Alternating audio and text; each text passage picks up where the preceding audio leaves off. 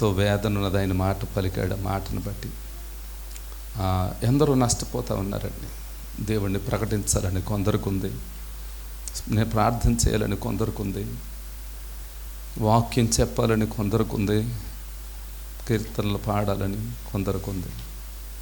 అదంతా కూడా దేవుడు ఏం చేస్తున్నాడంటే ఏదో ఒకరోజు జ్ఞాపకం చేసుకుంటాడు, మిమ్మల్ని నిలవబెట్టుకుంటాడు, కార్యము జరిగిస్తాడు. ఆమేన్, ఆమేన్. అందరూ పనిముట్లు కావాలి, అందరూ పాత్రలు కావాలి.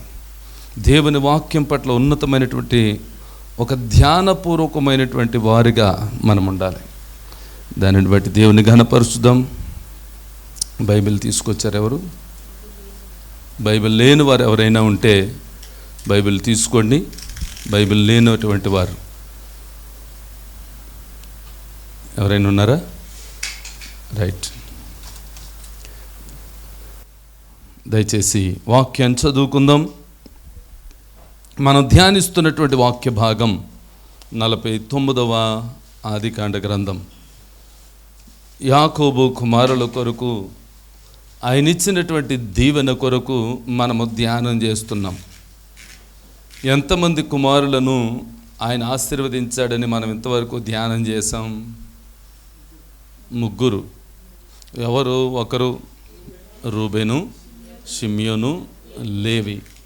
ఇక 4వ అతను కొరకు మనము ధ్యానం చేద్దాం. 4వ కుమారుడు యాకోబుని అలాగే లేయాను ప్రేమించి ఇచ్చినటువంటి బిడ్డలు. ఈ బిడ్డలందరూ కూడా దేవుని సన్నిధిలో ఆశీర్వదించబడాలని తన యొక్క తండ్రి వాగ్దానాలను చేస్తూ ఉన్నాడు, ఆశీర్వదిస్తున్నాడు. ఇప్పుడు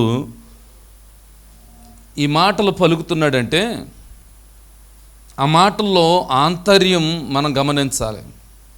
ఏంటి ఆంతర్యం అంటే, నా కుమారులు అభివృద్ధి పొందాలి, నా కుమారులు విస్తరించాలి, నా కడుపున పుట్టిన బిడ్డలు దేవుడే జ్ఞాపకం చేసుకుని 12 గోత్రాలుగా తయారు చేసి ఆ 12 గోత్రాల ద్వారా ప్రపంచమంతా కూడా వ్యాపించాలి అనేటువంటి ఒక దృక్పథంతో దేవుడు చేసినటువంటి సంకల్పం ఇది. యాకోబు అయినటువంటి తండ్రి దీవిస్తున్నటువంటి వాగ్దానాలు ఇవి. ఇప్పుడు అతను ప్రవచిస్తున్న ప్రవచనాలను కూడా మాట్లాడవచ్చు. దీన్ని ఇతడు ఒక ప్రవక్తగా మాట్లాడుతున్నాడు. ముందు ఏమవుతారు, ఇక ముందు చేయవలసిన కార్యములు ఏమిటి, ఇలాంటివన్నీ దేవుడు ముందుగానే యాకోబుకు బయలుపరిచి తన అవసాన కాలమందు, అంటే ఇంకా చివరి దశలో, చివరి రోజు అనుకోవచ్చు, ఆ చివరి రోజు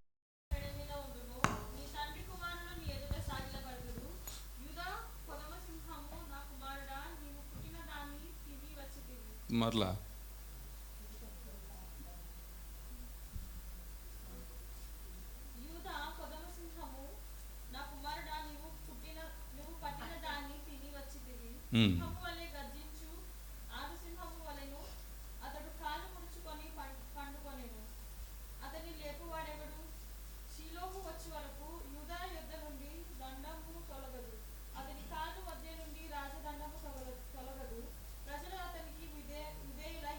దేవుడి వాక్యములో నుంచి మనతో మాట్లాడునుగాక.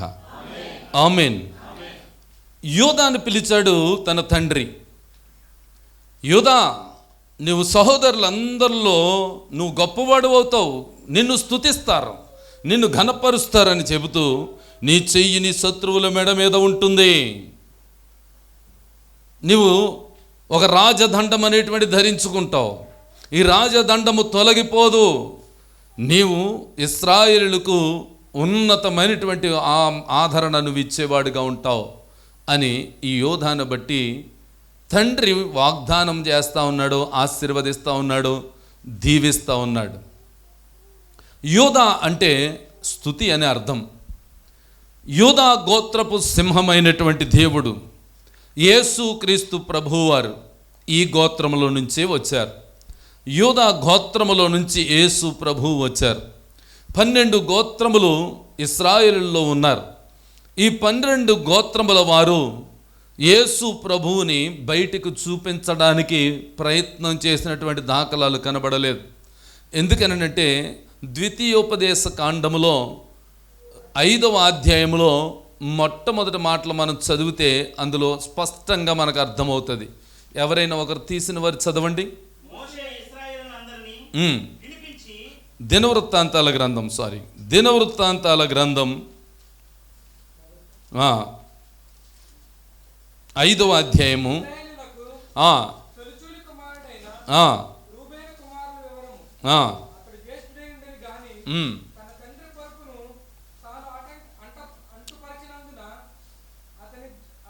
జన్మ స్వాతంత్ర్యము అయితే దాఖలు చేయబడలేదు.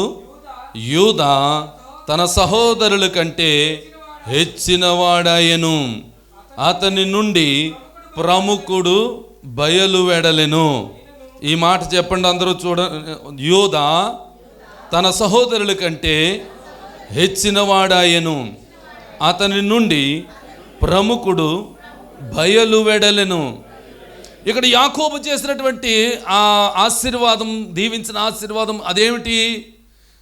ఇదిగో నీవు రాజదండము కలిగి ఉంటావు. యోధా వారందరూ కూడా నిన్ను స్తుతిస్తారు. దేశంలో ఉన్నవారు, ప్రపంచంలో ఉన్నవారు అందరూ కూడా నిన్ను ఎత్తిపడతారని ఒక వాగ్దానం ఇచ్చాడు. ఇక్కడ ఆ వాగ్దాన ప్రకారంగా యేసుక్రీస్తు ప్రభు వారు వచ్చారని చెప్పుకున్నాం. యూదా గోత్రములో నుంచి యేసు ప్రభు వచ్చారు. యూదా గోత్రంలో నుంచి రావడానికి గల కారణం ఏమిటంటే, ఇదిగో జ్యేష్ఠత్వం అనేటువంటిది మనం ముందు ధ్యానం చేసాం. ఎక్కడ జ్యేష్ఠత్వం ఉందంటే ఏసావు, యాకోబు అనేటువంటి వారు. ఏసావు జ్యేష్ఠుడై ఉన్నాడు, కానీ జ్యేష్ఠత్వాన్ని పోగొట్టుకున్నాడు. యాకోబుకి ఇవ్వబడింది. యాకోబు ఎందుకని సంపాదించుకున్నాడు అంటే, ఆ యాకోబు దేవుని కొరకైనటువంటి తపన కలిగిన వాడు, లోకానుసారంగా ఆలోచించిన వాడు కాదు, ఆత్మానుసారమైనటువంటి ఆహారం కొరకు ప్రయాసపడినటువంటి వాడు, దేవుడిచ్చే వాగ్దానం కొరకు ప్రయాసపడిన వాడు. ఎలా తెలుస్తుంది మనకి అంటే, యాకోబు ఏసావు అన్నదమ్ములే. ఏసావు కోరుకున్నది ఏమిటి? ఏసావు కోరుకున్నటువంటిది ఆత్మీయ ఆహారము కాదు, భౌతికమైనటువంటి ఆహారం. తమ్ముడు చిక్కుడికాయలో వంటకం వండుకుంటున్నాడంట, కలగూర వంటకం అని. ఆ వంటకం వండుకుంటే అతను ఏం చేశాడు, రే తమ్ముడో నేను అలసిపోయి ఉన్నాను, ఆహారము తినకపోతే చచ్చిపోతాను, ఇంకా చచ్చిపోతే ఇంకా నాకు జీతం వేస్టే కదా, అందు గురించి నువ్వు వండుకున్నటువంటి ఆహారములో నాకు కొంత పెట్టు అని అడిగినప్పుడు, అప్పుడు తమ్ముడు బేరమాడుతున్నాడు ఏమని, ఇదిగో నీ జ్యేష్ఠత్వపు హక్కు నాకు ఇచ్చేస్తావా, నేను నా వంటకాన్ని ఇస్తాను అన్నాడు. ఇప్పుడు ఏసావు కోరుకున్నది ఏంటి? ఏసావు కోరుకున్నది భౌతికమైనటువంటి ఆహారం. ఒక పూట, 2 పూటలు, 4 పూటలు తినకపోతే చచ్చిపోం మనం. 40 రోజులు మనిషి ఆహారం లేకుండా బ్రతకొచ్చని సైంటిఫిక్గా తెలియజేస్తూ ఉంటారు డాక్టర్స్. 40 రోజుల వరకు ఉపవాసం ఉన్నా కూడా ఎవరికి ఏమీ కాదు, ఆరోగ్యంగా ఉన్నవారికి. బీపీలు, షుగర్లు ఉన్న వారికి వరకు నేను చెప్పట్లేదు. ఇలా ఆహారం అనేటువంటిది ఆశపడినటువంటి వాడు ఏసావు. ఈ ఏసావు ఏం చేశాడు?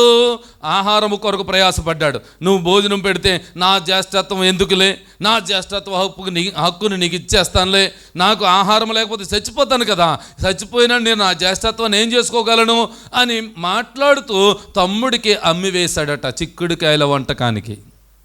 ఏమమ్మాడు? జ్యేష్ఠత్వం. ఇతను సంపాదించాడా? ఇతను కష్టపడ్డాడా? ఇతను ప్రయాసపడ్డాడా? ఆ జ్యేష్ఠత్వం ఏదో ప్రయాసపడి విదేశాలు వెళ్ళి ఎంతో కష్టించి అతడు పని చేసుకుని సంపాదించినది కాదది, తన ఆస్తి కాదది, తన దేవుడు ఇచ్చినటువంటి ఆస్తి అది. దేవుడు ప్రథమ కుమారుడిగా, జ్యేష్ఠ కుమారుడిగా తనకిచ్చినటువంటి ఆస్తిని వంటకానికి అమ్మేసుకున్నాడు, కూటికి అమ్మేసుకున్నాడు.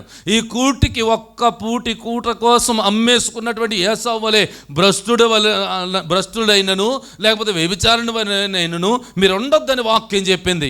ఇప్పుడు మనం కోరుకుంటే ఏం కోరుకోవాలి? ఆత్మీయమైనటువంటి ఆశీర్వాదం కోరుకోవాలి. ఆశీర్వాదం అంటే ఎక్కడున్నది? జ్యేష్ఠత్వంలో ఉంది. ఏంటా జ్యేష్ఠత్వం? జ్యేష్ఠత్వం అంటే ముందు పుట్టడం కాదు, కుమారుడిగా, కుమార్తెగా ముందు పుట్టడం కాదు జ్యేష్ఠత్వం. దేవుడిని ఎవరు బయలుపరుస్తారో, దేవుని ఎవరి స్వరూప్యంలోకి వచ్చి ఆ దేవుడిని కనపరుస్తారో వారికి జ్యేష్ఠత్వపు హక్కునిస్తాడంట. మనం చదివాం కదా దినవృత్తాంతాలు 1వ గ్రంథం 5వ అధ్యాయంలో, ఇదిగో యూదా తన సహోదరులందరికంటే ఎంత హెచ్చైన వాడు. చెప్పండి, హెచ్చైన వాడు. తన సహోదరుల కంటే అందరూ హెచ్చైన వాళ్ళేనా? సహోదరులు అందరూ ఉంటే అందరికంటే అత్యున్నతమైనటువంటి స్థానంలో ఉన్నవాడు ఉన్నాడా? దేవుని కొరకు సమర్పించుకున్నవాడు ఉన్నాడా? దేవుని కొరకు ప్రయాసపడేవారు ఉన్నారా? సంఘము కొరకు ప్రయాసపడేవారు ఉన్నారా? సంఘములోకి రావలసినటువంటి దీవుల కొరకు ప్రాధేయపడేవాడు ఉన్నాడా? ప్రార్థించ శక్తి కలిగిన వాడు ఉన్నాడా? అంటే యోధా ఉన్నాడో. యోధా ఎందుకని చేయనివాడయ్యాడు అంటే అతనిలో నుండి ప్రముఖుడు బయలువెడలెను. చెప్పండి, అతనిలో నుండి ప్రముఖుడు బయలువెడను. ప్రముఖుడు అంటే ఎవరు? యేసుక్రీస్తు ప్రభు. యోధా స్తుతి గోత్రపు సింహం, యోధా గోత్రపు సింహమైనటువంటి యేసు ప్రభు యోధా గోత్రములో నుండి ఆయన బయలు వచ్చాడు. అంటే అతనిని ఎక్కడ చూపించాడు ఇప్పుడు యేసు ప్రభువుని అంటే తన హృదయములో నుంచి, తన యొక్క ఆకారములో నుంచి, తన యొక్క ఆత్మీయ స్థితిలో నుండి యోధా పొందుకున్నాడండి జ్యేష్ఠత్వాన్ని. అక్కడ భౌతికమైనటువంటి జ్యేష్ఠత్వాన్ని యాకోబు పొందుకున్నాడు. కానీ ఇక్కడ ఎవరిదైందంట సొంతం?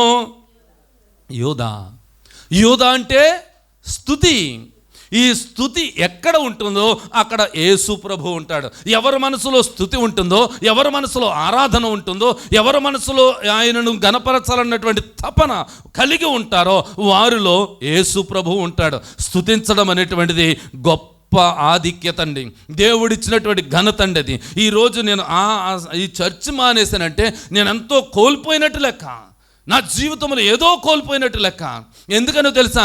దేవుణ్ణి సంఘముగా కూడి ఆరాధించే సమయం ఇది, దేవుణ్ణి సంఘముగా కూడి ప్రార్థించే సమయం ఇది, అనేక మందితో మనము దేవునితో ఏకమయ్యేటువంటి సమయం ఇది, దేవునితో అనుసంధానమైనటువంటి ఆ సమయం ఇది. దేవునితో ఐక్యమైపోవాలి, దేవునితో మనము ఒక ఉన్నతమైనటువంటి స్థానంలో ఉండాలి అనేటువంటి కోరిక మనకు ఉండాలండి. అలాంటి కోరిక ఉన్నవారు దేవుణ్ణి బయలుపరుస్తారు. దేవుని యొక్క రాజదండం వారికి ఇస్తారు. వారు పరిపాలన చేసేవారుగా ఉంటారు, పాలించేవారుగా ఉంటారు. వారి రాజ్యములో సుఖ సంతోషములు ఉంటాయి, వారి రాజ్యములో ఉన్నతమైన అనుభవాలు ఉంటాయి, ఆత్మీయ స్థితి కలిగిన వారు ఉంటారు, ప్రార్థన పరులు ఉంటారు, ప్రాధేయ పడేవారు ఉంటారు, దేవుని కొరకు పూట పడేవారు ఉంటారు, ఇతరుల కొరకు పూట పడేవారు ఉంటారు. ఇలాంటి వారందరూ దేవునికి దగ్గర అవ్వాలి, ఆయన రాజదండాన్ని పొందుకోవాలి. దేవునికి స్తోత్రం కలుగును గాక. హల్లెలూయా. దేవుని రాజ్యదండాన్ని పొందుకోవాలి. ఏంటో రాజ్యదండం? రాజు యొక్క చేతిలో ఉంటుంది ఒక స్టిక్, తెలుసు కదా మీకు. రాజు చేతిలో ఏముంటుంది? ఒక స్టిక్, ఒక దండం ఉంటుంది, దాన్ని దండం అంటారు. ఈ దండము, దానికి ముద్ర ఉంటుంది, దండానికి చివరి కొనన ఏముంటుందండి? రాజముద్ర ఉంటుంది. ఆ రాజముద్ర ఉంటుంది, ఈ వేలికి కూడా ఉంటుంది ఉంగరం ఒకటే, దానికి కూడా రాజముద్ర ఉంటుంది. ఈ దండముతో ఎవరినైనా ఎక్కడైనా చూపించి ఇదిగో అతనిని ఇప్పుడే ఉరి తీయండి అంటే తీసేస్తారు.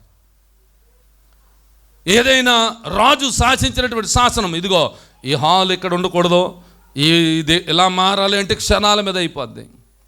ఇదిగో ఈ బిల్డింగ్ని ఇంకొక రంగా తయారు చేయండి అంటే తయారు చేస్తారు. అంత రాజ యొక్క నియమాలు మార్చేటువంటి రాజదండం.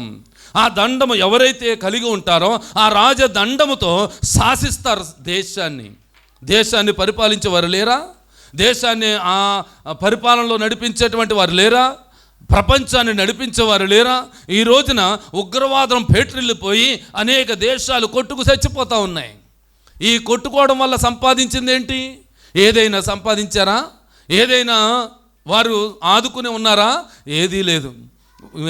పేదవాడు కష్టాన్ని దోచుకున్నవారుగా ఉన్నారండి. అన్ని రేట్లు పెరిగిపోయినాయి.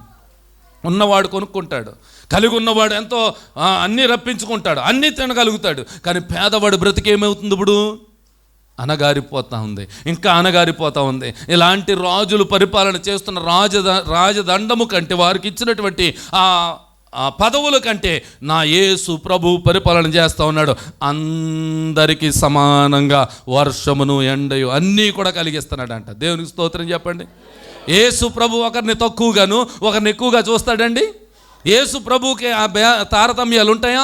ఇది మాలవాడు, ఇది మాదివాడు, లేకపోతే ఇంకొకటి రెడ్డి వాడు, చౌదరి వాడు, ఇలాంటివన్నీ ఉంటాయా? ఆయనకి ఏది ఉండదు.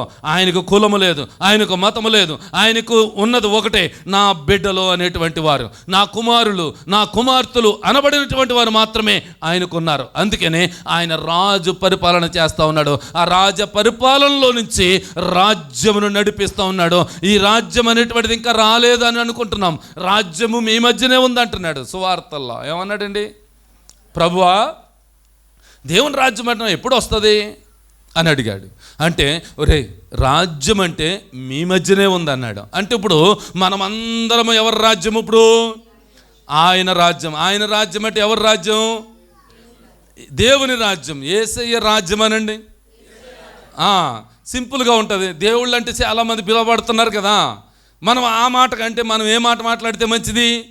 యేసయ్య రాజ్యం. ఓకే, ఇప్పుడు యేసయ్య రాజ్యము వేరు, పరలోక రాజ్యం వేరు. ఇది గుర్తుంచుకోండి. పరలోక రాజ్యం వేరు, యేసయ్య రాజ్యం వేరు. అంటే దేవుని రాజ్యం వేరు. ఈ దేవుని రాజ్యం మన మధ్యన ఉంది. మరి పరలోక రాజ్యము చేరుకోవాలి మనం. దేవుని రాజ్యం మన మధ్యన ఉంది. అందుకే కొన్ని సంఘాల్లో రాజ్య మందిరం అని పేరు పెడతా ఉంటారు, రాజు యొక్క మందిరం అని పేరు పెడతా ఉంటారు. అది తప్పేమీ కాదు. ఆచరణ అనేటువంటిది తప్పు, అందులో ఉన్నటువంటి నియమాలు తప్పు. అలాంటివి కాదు. మనం ఆచరించవలసింది ఆయన రాజ్యముగా మనం ఉన్నాం. రాజ్యం అని పేరు పెట్టుకోవాల్సిన అంత అవసరం లేదు మనకి.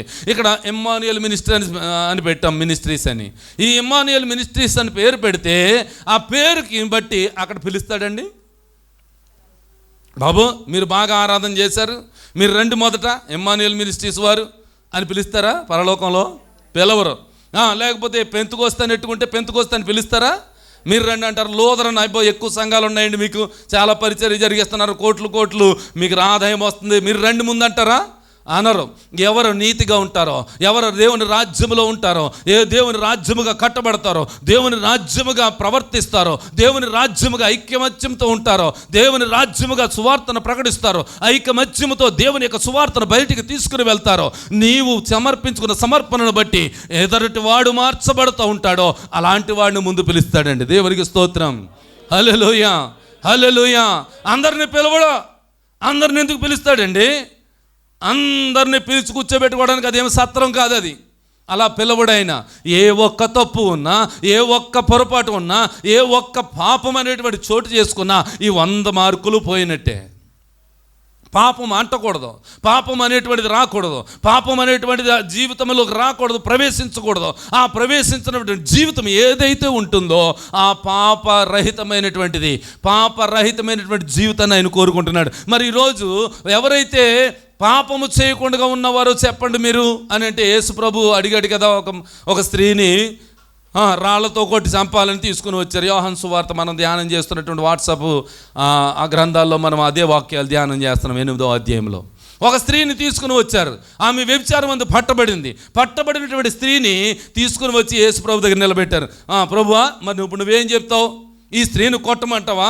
ధర్మశాస్త్రంలో మనకి ఇచ్చినటువంటి మోసే రాసిన ధర్మశాస్త్రంలో ఇలా పొరపాటు చేస్తే, పాపం చేస్తే, పట్టబడితే రాళ్లతో కొట్టి చంపాలని ఉంది కదా, మరి నువ్వేం చెప్తావు అని అడిగాడు.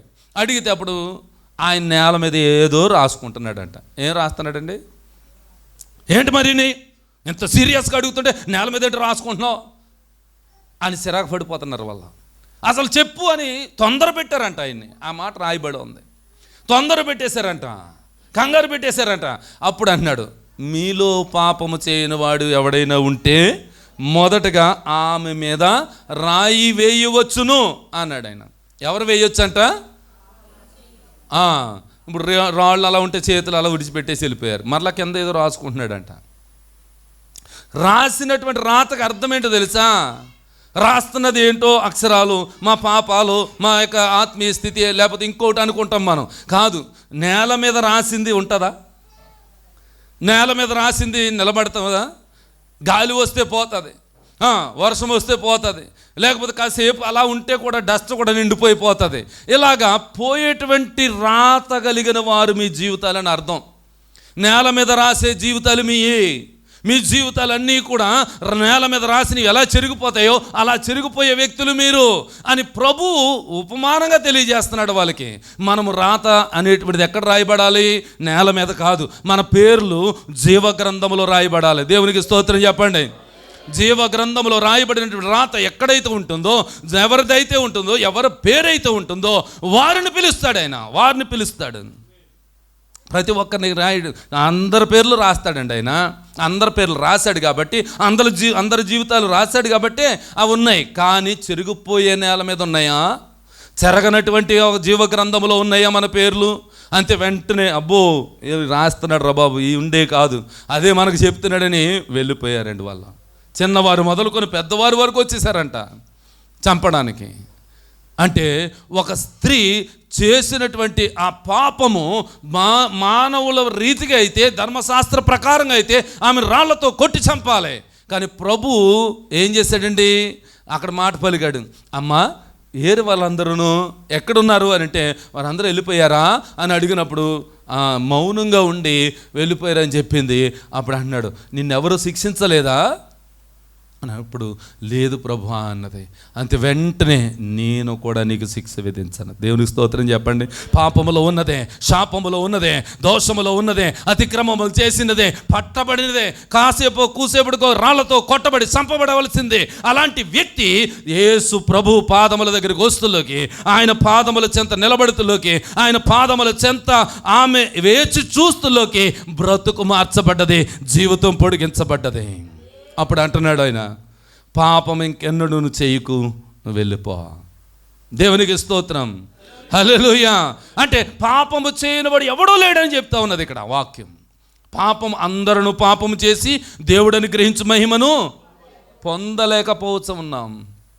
దేవుడు అనుగ్రహించే మహిమను పొందలేకపోతా ఉన్నాం. అలాంటి పొందలేనటువంటి ఆ మహిమ మనము పొందుకునే అర్హత ఆయన కలిగించాడండి.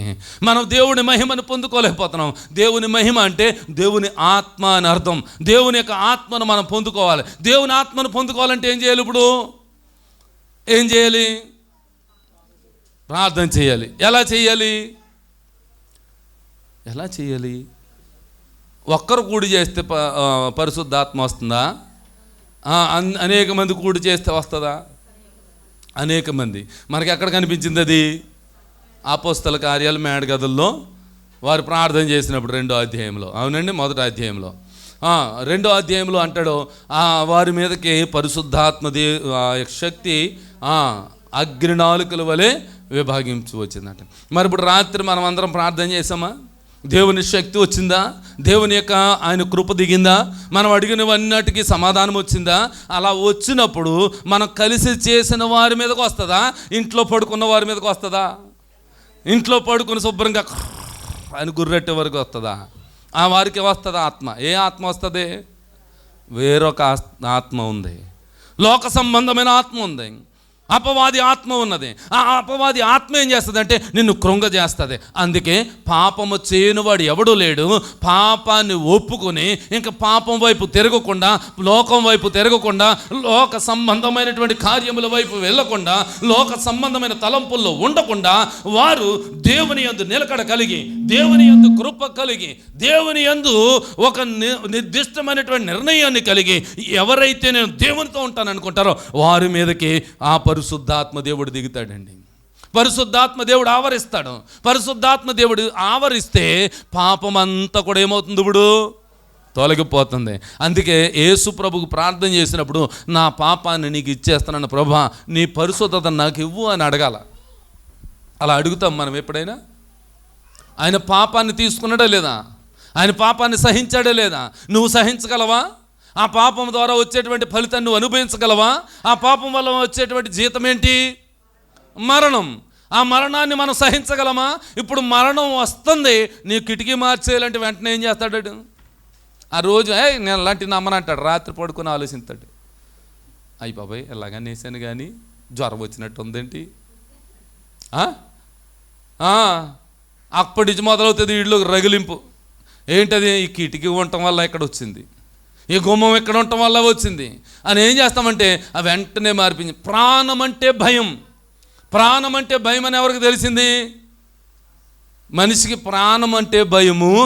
అతనికి ప్రాణం పోతుందంటే ఎవరికి భయము? భయమని మనుషులకి భయమని ఎవరికి తెలిసింది? ఎక్కడ తెలిసింది చెప్పండి? 100 మార్కులు మీకు చెప్పాలి. యోబు గ్రంథంలో. పాస్టర్ గారు ఇప్పుడు చెప్పకూడదు అలాగా. యోబు గ్రంథం ఒకసారి తీయండి. యోబు గ్రంథంలో 2వ అధ్యాయము 2వ అధ్యాయము చూడండి, 4వ వచనం. అపవాది చర్మము కాపాడుకొనుటకై చర్మమును, తన ప్రాణమును కాపాడుకొనుటకై తన కలిగినది యావత్తును నరుడిచ్చును కదా అంటున్నాడు. అంటే ప్రాణాన్ని కాపాడుకోవడానికి ఏమిస్తున్నాడంట? సమస్తాన్ని ఇస్తున్నాడంట. ఇప్పుడు మనం దుబాయ్ వచ్చామండి, దుబాయ్లో సంపాదించాం, పోనీ 5 లక్షలు 10 లక్షలు 20 లక్షలు సంపాదించుకుని ఏదో ఇల్లు కట్టుకుని ఏదో ఉన్నాం, బాగున్నాం. ఇంటికి వెళ్ళిన తర్వాత బాగోలేదు అనుకుందాం. ఇప్పుడు కుమారులు భార్య ఏం చేయాలి? ఇప్పుడు కుమార్తెలను అదంతా తెగనమ్మేసి తాకట్టు పెట్టేసి వీడి ప్రాణాన్ని బ్రతికించాలి. అంటే తన ప్రాణమును కాపాడుకోవడానికి ఏం చేస్తున్నాడంట? సమస్తమును. అది మనకున్నదంతా ఇప్పుడు 20 సంవత్సరాలు దుబాయ్లు సంపాదించాం, ఏమైంది? ఇప్పుడు అమ్మవలసి వచ్చింది. అందుకే ఎక్కువ ప్రయాసపడకండి. మీకు ఇచ్చిన పనిలో ప్రయాసం కలిగి పని చేయండి.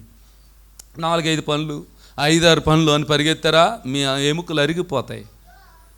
అర్థమవుతుందా? ఇది శాపం కాదు, మీకు అర్థమవుతుందండి? ఏ పని ఇచ్చాడు దేవుడు ఆ పనిలో నిలకడగా చేయండి, అంతే. దేవునికి స్తోత్రం.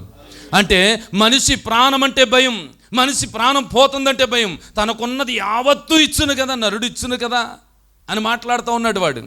అపవాదికి తెలుసండి, నీ అడుగు తెలుసు, నువ్వు చేసే ప్రతి స్టెప్ వాడికి తెలుసు, నువ్వు చేసే ప్రవర్తన ఆలోచన అంతా కూడా ఎరుగున్నవాడు వాడు.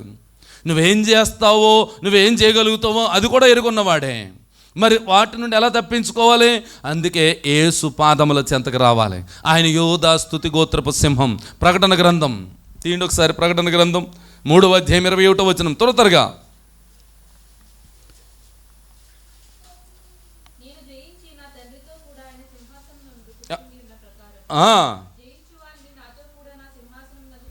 చాలండి, జయించువాడిని ఎక్కడ ఉండిస్తాడంట? సింహాసనం మీద. ఏ సింహాసనం మీద? ఆయన సింహాసనం మీద. నా సింహాసనం అన్నాడా? చెప్పండి. ఆయన అంటే ఎవరు? ఆయన అంటే మన ఆయన. ఆయన మన ఆయన ఎవరండి? ఆయన యేసు ప్రభు. ఇప్పుడు ఆయన పెళ్ళాడు కొనటానికి వస్తా ఉంటే చేసుకుంటామా చేసుకోమా? పెళ్ళాడాలా వద్దా? అయ్యి బాబాయ్ ఇక్కడ మా ఆయన ఊరుకోడండి అంటున్నారేంటి మీరు అంతాను? అబ్బాయి ఈ పెళ్ళి కాదండి, అది ఆయనతో సహవాసం చేసే వివాహం. అది ఆయనతో యుగ యుగాలు జీవించే ఆ సహవాసం. అది ఇది భౌతికమైనటువంటి వివాహం కొరకు చూడొద్దు మీరు. ఆత్మ సంబంధమైనటువంటి వివాహం అది.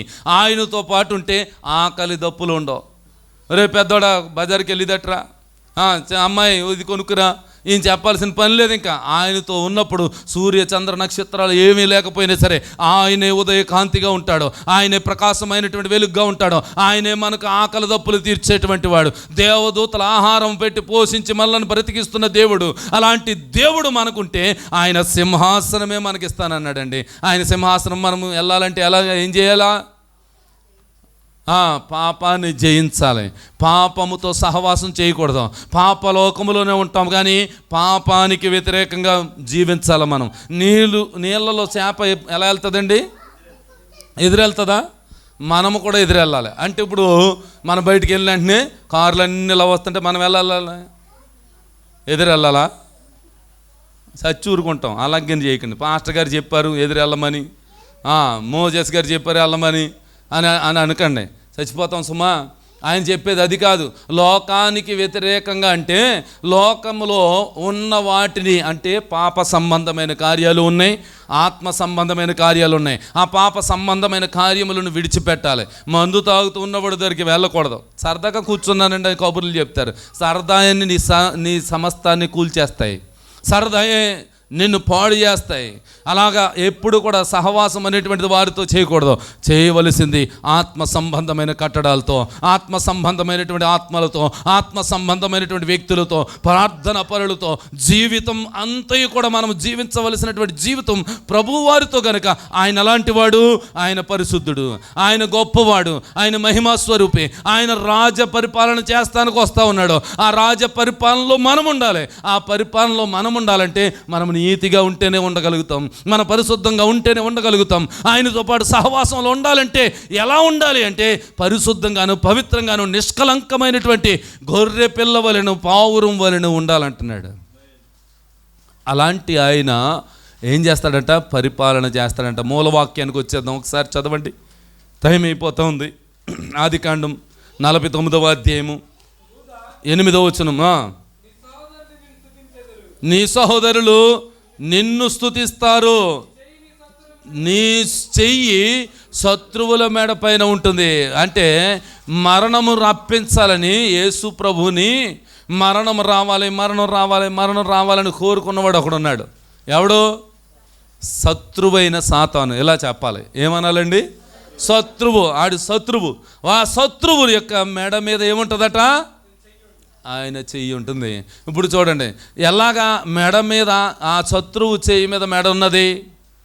మెడ మీద చెయ్యి ఎలా ఉంది అంటే ఆయన హస్తములో ఏమున్నాయి? రుణపత్రాలు ఉన్నాయి.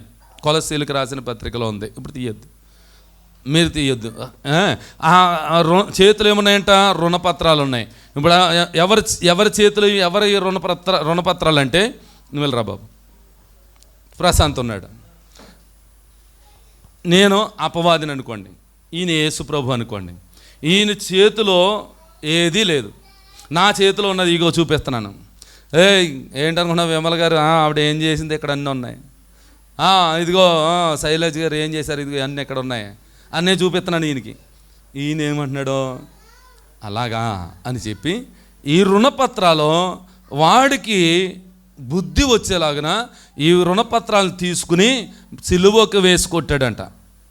చెప్పండి, ఏం చేశాడు? ఇప్పుడు సిలువకు వేసి కొట్టాడంట.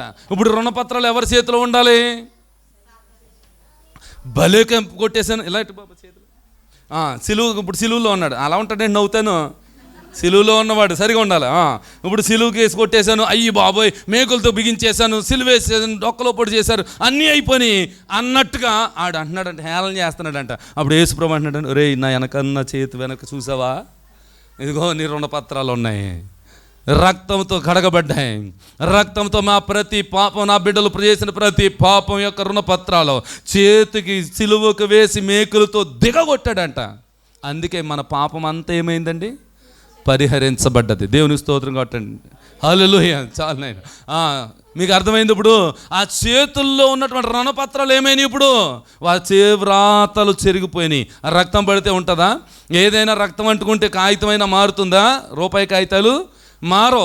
నూనె అంటుకుంటే మారదు, రక్తం అంటుకుంటే మారుతుందా? మారదు. అందు గురించే ఆ రుణపత్రాలన్నిటినీ కూడా ఏం చేశాడంట? సిలువకు వేసి కొట్టాడంట. అది యూదా గోత్రపు సింహం చేసిన కార్యం. అది యూదా గోత్రపు సింహం. అందుకే అంటున్నాడు, ఇదిగో నీ చెయ్యి శత్రువుని యొక్క మేడ మీద ఉంటుంది. వాడు అనుకున్నాడు, అయ్యి బాబోయ్ నా రుణపత్రాలు. ఇప్పుడు మనకి రుణపత్రాలు ఉన్నాయా వాడి దగ్గర? మన పాపాలు ఏమైనా ఉన్నాయా వాడి దగ్గర? ఇక ముందు చేస్తూ ఉంటాయి. ఇంతవరకు చేసినవి మాత్రం లేవు. ఇక ముందు చేస్తే ఉంటాయి, ఉండవా? యేసుప్రభు వాటిని సరిపడండి. తెలిసి చేసిన వారి రుణపత్రాలన్నీ కూడా ఏం చేశాడైనా? సిలువకు వేసుకొట్టాడు. ఇప్పుడు తెలియని వాడు ఏదైనా పాపం చేస్తే క్షమిస్తాడేమో, కానీ తెలిసినటువంటి వాడి పాపాన్ని క్షమిస్తాడా? క్షమించాడు సుమా. అందుకే జాగ్రత్త వహించాలి. ఆయన యూదా గోత్రములోంచి వచ్చినటువంటి వాడు, ఆయన యూదా గోత్రపు సింహమైన దేవుడు. ఆ దేవుడిని మనం ఆరాధిస్తున్నాం. అందుకే అంటున్నాడు, నీ చెయ్యి శత్రువుని యొక్క మెడ మీద ఉంటుంది. మాట తర్వాత తండ్రి కుమారులు అంటే ఎవరు? మిగిలినటువంటి గోత్రాలు. ఆయన తండ్రి కుమారుడు, ఈయన ఒక కుమారుడు. మిగిలిన 11 మంది గోత్రాలు ఏం చేస్తారంట? ఆయన ఎదుట సాగిలు పడతారంట. అంటే చెప్పిన ప్రవచన వాక్యం ఇతని గురించే కాదు, ఇతని వంశములో ఒక అంకురం మొలవబోతూ ఉంది, ఒక మొద్దు పుట్టబోతూ ఉంది. యెషయా మొద్దు నుండి చిగురు పుట్టును అని యెషయా గ్రంథంలో రాయబడిన మాటలు ఉన్నాయి, ఇర్మియా గ్రంథంలో రాయబడిన మాటలు ఉన్నాయి, అలాగే జకర్యా గ్రంథంలో రాయబడిన మాటలు ఉన్నాయి. ఇవన్నీ కూడా ప్రవచన వాక్యాలు. యెషయా కుమారుడైనటువంటి దావీదు, ఆ దావీదు వంశంలోంచి వచ్చినటువంటి యూదా గోత్రపు సింహం. దావీదే గోత్రం వాడు, యూదా గోత్రం వాడు. ఆయన రాజదండాన్ని తీసుకున్నాడా లేదా? సమూయేలు మొదటి గ్రంథం 3వ అధ్యాయంలో ఆయన ఏం చేశాడండి? 2వ అధ్యాయంలోనే అభిషేకించబడ్డాడు, పట్టాభిషేకం తీసుకున్నాడు. అసలు ఎక్కడ వాడు అతను? గొర్రెల కాపరి. గొర్రెలు కాచుకుంటూ అడవిలో తిరిగేటువంటి వ్యక్తి ఇప్పుడు రాజదండము చేత పట్టుకుని ఆ దావీదు రాజ్య పరిపాలన చేశాడు. ఎవరికైనా ఆకలితో ఉండటానికి ఇష్టపడ్డా? ఎవరైనా నష్టపోవడంటే ఇష్టపడ్డా? ఎవరైనా కష్టం వహిస్తూ ఉంటే ఇష్టపడ్డా? అలాగే అతని యొక్క వంశంలోంచి వచ్చినటువంటి యేసుక్రీస్తు ప్రభు ఎవరు కష్టపడుతున్నా సరే, ఎవరు బాధపడుతున్నా సరే, ఎవరు దుఃఖంలో ఉన్నా సరే, ఎవరు వేదంలో ఉన్నా సరే, ఎవరు వేసారిపోతున్నా సరే, దిగజారిపోతున్నా సరే, వారి యొద్దకు వచ్చి, అమ్మా మీరు నా యొద్దకు రండి, నేను మీకు విశ్రాంతి కలిగి చేస్తానన్నాడు. ఇంత గొప్ప దేవుణ్ణి స్తుతించకుండా ఉండగలమా? చప్పట్లు కొట్టకుండా ఆయన్ని ఘనపరచకుండా ఉండగలమా? యేసు రక్తం ఇచ్చేం. హల్లెలూయా, హల్లెలూయా. అది ఆయన చేసినటువంటి కార్యం. ఇక్కడ 10వ వచనంలో అంటున్నాడు, సిలోహు వచ్చు వరకు యోధా యొద్ద నుండి రాజదండము తొలగదు. సిలోహు అంటే ఏంటి? మందిరం. సిలోహులో దేవుని మందిరం ఉంది. ఏలి అక్కడ యాజకత్వం జరిగించేవాడు. దేవుని మందసం అక్కడ ఉండేది, దేవుని మందిరం ఉండేది. అయితే సిలోహు అంటే యేసుక్రీస్తు ప్రభువే. యేసుక్రీస్తుకు మరొక పేరు ఏమిటంటే సిలోహు. ఆ సిలోహు వచ్చే వరకు యోధా నుండి రాజదండము తొలగదు. అంటే ఆయన వచ్చేంత వరకు మనం దేవుని రాజ్యంగా కట్టబడ్డాం కదా. ఈ రాజదండము ఏ విధంగానూ కూడా విడిపోకూడదు, చెలించిపోకూడదు, బయటికి వెళ్ళిపోకూడదు. ఒకే కట్టడిగా ఉండాలి. ఏక మనస్సు కలిగి, ఏకాత్మ కలిగి, ఏకభావం కలిగి దేవుని ఆరాధించేవారుగా, దేవుని రాజ్యముగా, దేవుని సంఘముగా, దేవుని యొక్క ఉన్నతమైన అనుభవాలు కలిగిన వారుగా, ఎదురు వారి కొరకు ప్రార్థించేవారుగా, ఎవరైనా పాపములో ఉంటే వారిని పాపం నుండి తప్పించేవారుగా, దేవుని యొక్క ఆత్మీయ స్థితిని మనం కూడా కలిగి ఉండాలని, ఉన్నతమైన అనుభవాలు కలిగి ఉండాలని, ప్రార్థనా శక్తి కలిగి ఉన్నటువంటి వారు, దేవుని యందు నిరీక్షణ కలిగి ఉన్నటువంటి వారు ఈ రాజదండము నుండి తొలగిపోకూడదు. ఆయన వచ్చేస్తా ఉన్నాడు, ఇంకా రాబోతూ ఉన్నాడు. ఆ రాజదండము రాబోతూ ఉన్నది. ఆయన రాజుగా రాబోతున్నాడు. ఆయన మేఘాల మీద రాబోతూ ఉన్నాడు. ఆయన వచ్చేటువంటి ఆ ఆత్మీయ స్థితిని మనము ఎదుర్కొనే ఆత్మీయ స్థితిని కలిగి ఉండాలండి. అప్పుడు ఆయన మనలోనూ ఏం చేస్తాడంటే తీసుకువెళ్తాడు.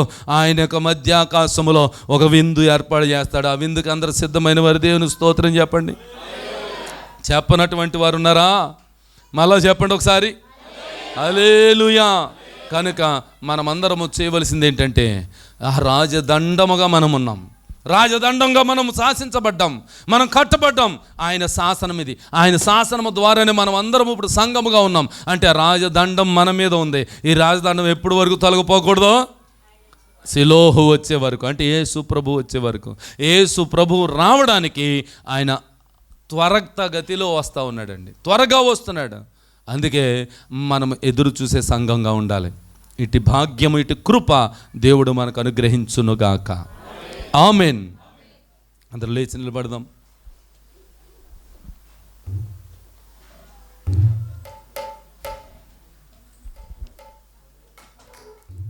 గ్లోరీ, హల్లెలూయా. ఎవరైనా ఒక పాట పాడతానంటే రెండమ్మా. 12 సింహాసనం మీద ఆసీనుడై ఇజ్రాయేలు 12 గోత్రముల వారికి తీర్పు తీర్చును. హల్లెలూయా. అయితే మనం కొన్నిసార్లు బైబిల్ అండి చాలా మనసు పెట్టి చదవాలి, లేకపోతే మనకు అర్థమవుదు అమ్మా. అయితే పైన ఇంకొక వాక్యం చదవండి. హల్లెలూయా. 18వ వచనం చదవండి. యేసు నరహత్య చేయకూడదు. జాగ్రత్తగానండి. మనం అంటండి పరలోకం వెళ్ళిన తర్వాత 12 గోత్రముల వారికి ఏం చేస్తామండి? తీర్పు తీర్చాం. ఆ తీర్పు తీర్చేటువంటి ముందు దేవుడు ఏం చెప్తున్నాడంటే, చదువు తల్లి. యేసు నరహత్య చేయవద్దు, వ్యభిచరించవద్దు, దొంగిలింపవద్దు, అబద్ధ సాక్ష్యం పలకవద్దు, తల్లిదండ్రులు సన్మానించుము, నిన్ను వలె నీ పొరుగు వారిని ప్రేమించుము. హల్లెలూయా. ఇవన్నీ చేస్తేనే ఈ భూమి మీద ఏమండి, ఇవన్నీ ప్రభు కొరకు మనం చేయగలిగితేనే దేవుడు మనల్ని కనికరించి ఒకవేళ అందరికీ తీర్పు తీర్చే వాళ్ళే ఉంటాడండి. హల్లెలూయా. ఏమండి, అందరికీ తీర్పు తీర్చే వాళ్ళే మనం వెళ్ళబోతున్నాం. హల్లెలూయా. ఎక్కడే తీర్పు తీర్చలేకపోతున్నాం మనం. హల్లెలూయా. మన కుటుంబాన్ని తీర్చిదిద్దుకోలేకపోతున్నాం. మన కుటుంబాన్ని దేవుడి యొక్క సన్నిధికి నడిపించలేకపోతున్నాం. మన పిల్లల్ని దేవుడి యొక్క సన్నిధికి నడిపించబడలేకపోతున్నాం. ఏమండి, ఇక్కడే మనం చేయలేకపోతున్నాం కదా.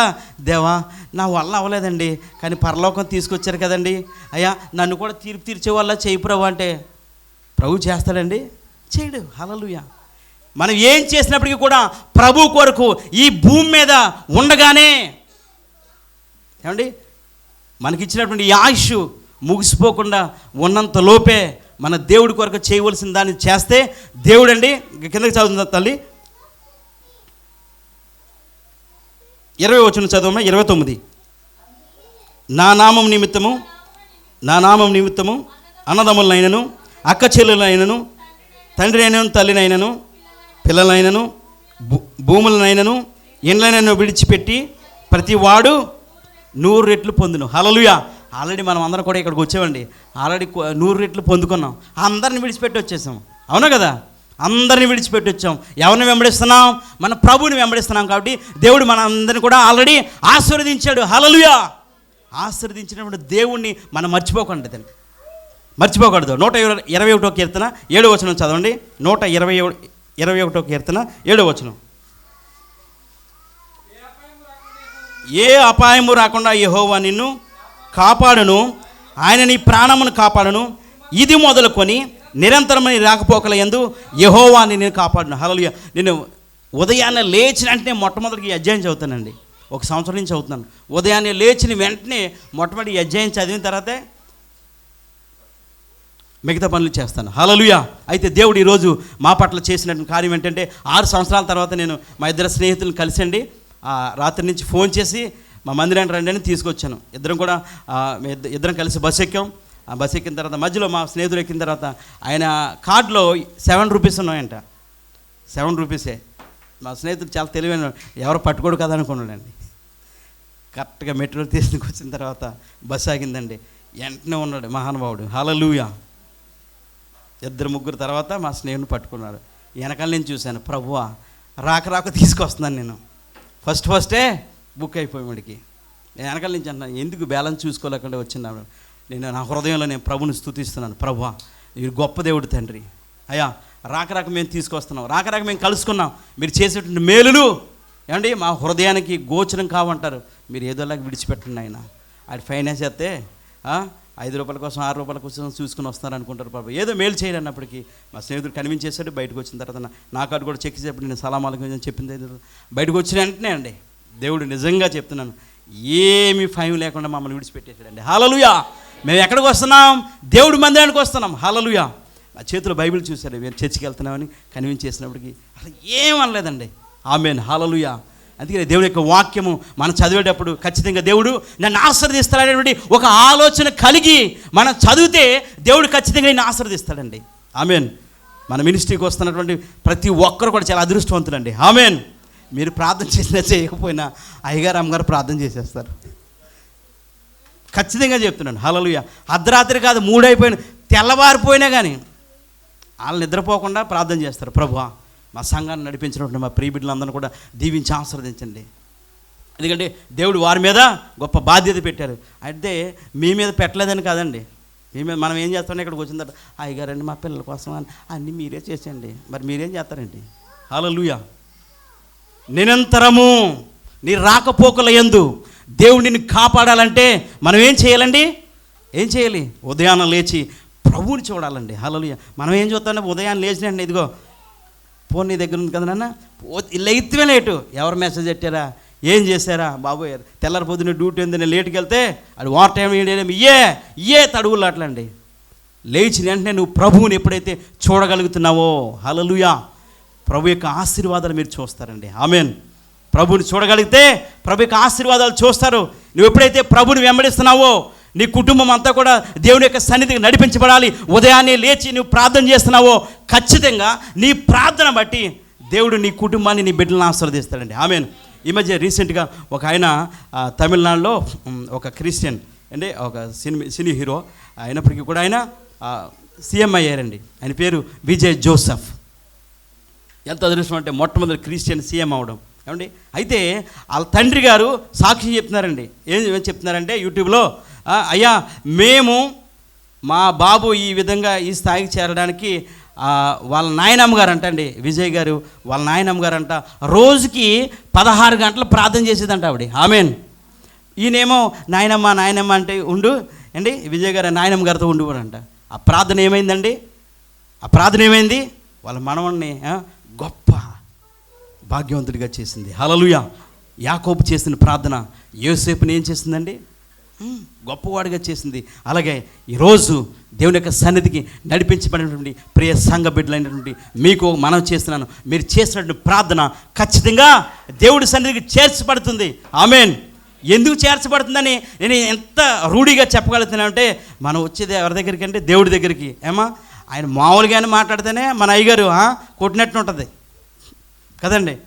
కొట్టినట్టు ఉంటుంది. మరి అలాగే ఉండాలి. ఖచ్చితంగా వాక్యం చెప్తే అలాగే ఎవరు వస్తారండి? నువ్వు రాకపోతే వేరే వాడు వస్తాడండి. ఆమెన్.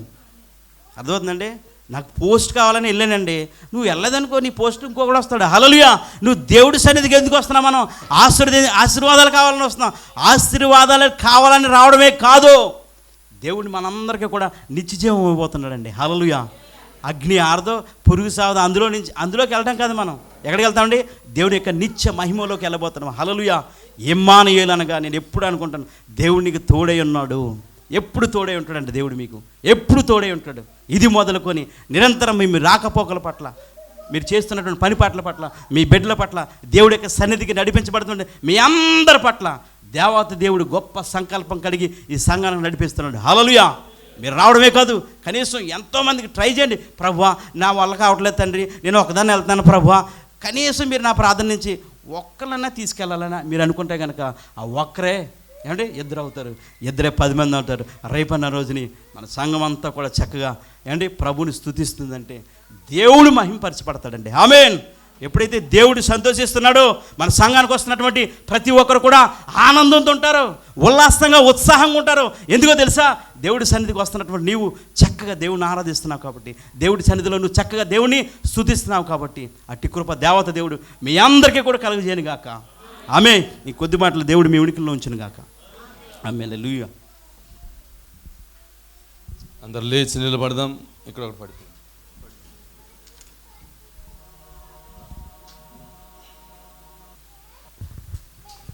వాగ్దానం పడేసుకోకండి. Praise the lord. అందరు లేచి నిలబడదాం. చక్కగా దేవుని సన్నిధిలో ఒక కొద్ది నిమిషాలు మీ హృదయాన్ని దేవుడికి అర్పించుకోగలరా? మీ హృదయాన్ని దేవుని వైపు త్రిప్పగలరా? విక్టర్ గారు వచ్చి క్లుప్తంగా స్తుతి ఆరాధన చేస్తారు. క్లుప్తంగా మనం దేవుణ్ణి ఆరాధన చేద్దామండి.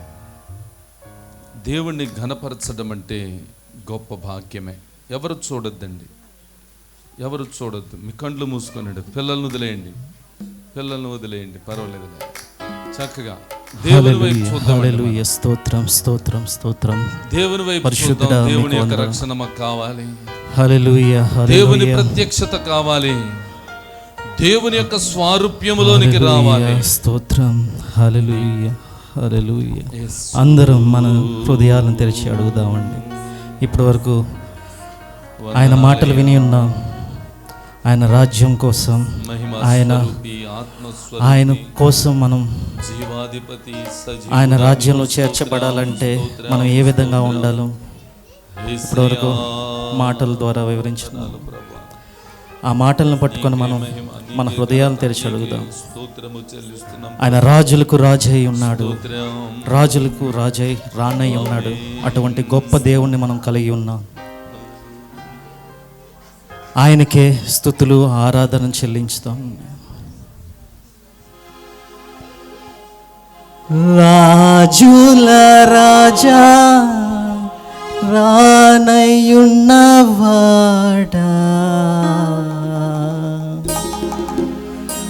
నీకే ఆరాధనా.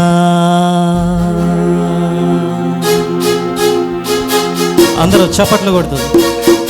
ఆయన స్తుతిద్దామండి.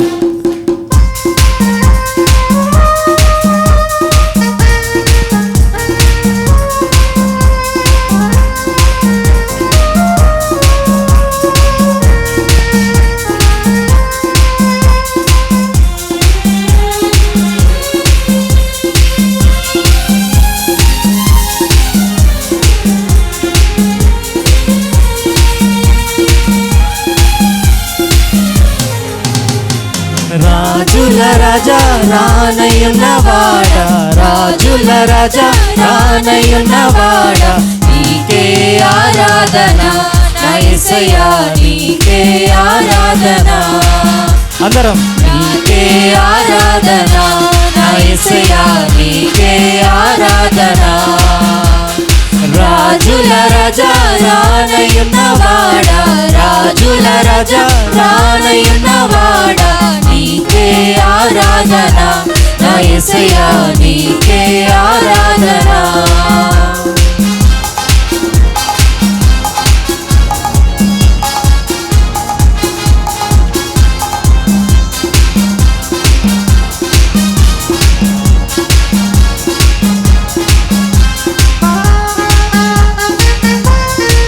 కష్టాల్లో జయమిచ్చే దేవుడిగా ఉన్నాడు, శోధనలో జయమిచ్చే గొప్ప దేవుడిగా ఉన్నాడు. అటువంటి గొప్ప దేవుడిని మనం ఆరాధిస్తామండి.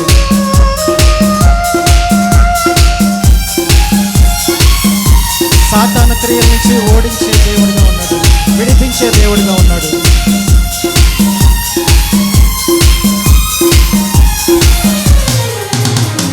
కష్టాలలో జయమిచ్చును, శోధనలో జయమిచ్చును, సాతానును ఓడించును, విజయము చేకూర్చును.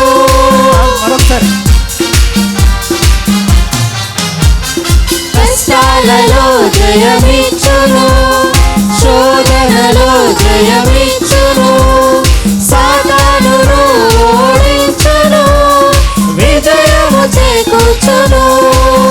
నా మార్గము యేసయ్యా, నా జీవము యేసయ్యా, నా సత్యము యేసయ్యా, స్తుతులు నీకేనయ్యా. నా మార్గము యేసయ్యా, నా జీవము యేసయ్యా, నా సత్యము యేసయ్యా, స్తుతులు నీకేనయ్యా. రాజుల రాజా రానయ్యున్నవాడ, రాజుల రాజా రానయ్యున్నవాడ, నీకే ఆరాధన నా యేసయ్యా నీకే ఆరాధన.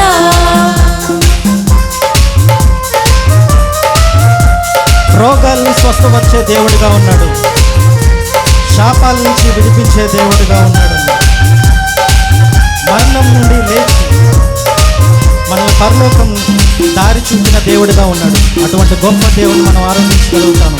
ప్రతి ఒక్కరూ ఆత్మతో సత్యంతో ఆరాధిద్దాము.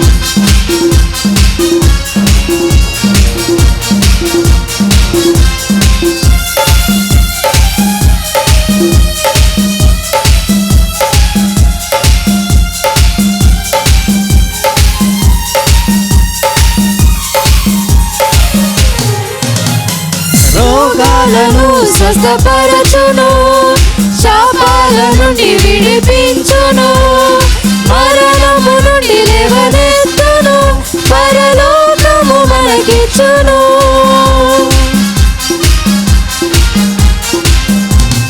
రోగాలను స్వస్థపరచును, శాపాల నుండి విడిపించును, మరణము నుండి లేవనెత్తును, పరలోకము మనకిచ్చును. ప్రతి మోకాలు వంగును, ప్రతి నాలుక పాడును, ప్రతి నేత్రము చూచును, నిన్నే రాజుగా. ప్రతి మోకాలు వంగును, ప్రతి నాలుక పాడును, ప్రతి నేత్రము చూచును, నిన్నే రాజుగా. రాజుల రాజా రానయ్యున్నవాడ, రాజుల రాజా రానయ్యున్నవాడ, నీకే ఆరాధన నా యేసయ్యా నీకే ఆరాధన. నీకే ఆరాధన నా యేసయ్యా నీకే ఆరాధన. నీకే ఆరాధన నా యేసయ్యా నీకే ఆరాధన. నీకే ఆరాధన నా యేసయ్యా నీకే ఆరాధన. నీకే ఆరాధన నా యేసయ్యా నీకే ఆరాధన. నీకే ఆరాధన నా యేసయ్యా నీకే ఆరాధన. యేసయ్యా మీకు వందనాలు చెల్లించుకుంటాను ప్రభా. ప్రతి మోకాలునైనా తండ్రి మీ సన్నిధిలోనైనా తండ్రి వంగాలనైనా తండ్రి నాయనా నాయనా నాయనా నాయనా మమ్మల్ని పరముకు చేర్చేదేవా మీకు వందనాలు చెల్లించుకుంటాను ప్రభా. నాయన మేము ఏ పరిస్థితిలో ఉన్నామో మీకు తెలుసు నాయన తండ్రి. ప్రతి స్థితి నాయన, ప్రతి ఒక్క అవసరతను నాయన తండ్రి ఎరిగిన దేవా మీకు వందనాలు చెల్లించుకుంటాం. అండ్ మీ యొక్క సన్నిధిలో నాయన తండ్రి ఇప్పటివరకు ఆరాధనలో నాయన మేము పాల్గొని ఉన్నాం నాయన తండ్రి. ఎటువంటి అవసరతలతో మేము ఉన్నామో మీకు తెలుసు నాయన తండ్రి. యేసు మీ నామంలో నాయన తండ్రి ప్రతి విధమైన అవసరతను, ప్రతి విధమైన నాయన తండ్రి అనారోగ్యాన్ని నాయన తండ్రి స్వస్థపరచునుగాక. ఈ చిన్న ఆరాధన మీ పాస్ని చేర్చుకుంటారని మా ప్రభు రక్షకుడైన యేసుక్రీస్తును వేడుకున్నాం తండ్రి.